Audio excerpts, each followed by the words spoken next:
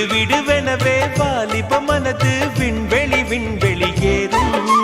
மன்னவா ஒரு கோயில் போ இந்த மாளிகை எதற்காக?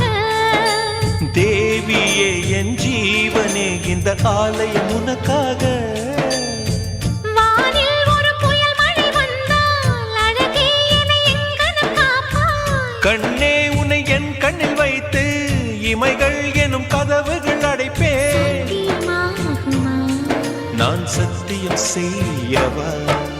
தொடு தொடுவெனவே வானவில் என்னை தூரத்தில் அழைக்கின்ற நேரம்.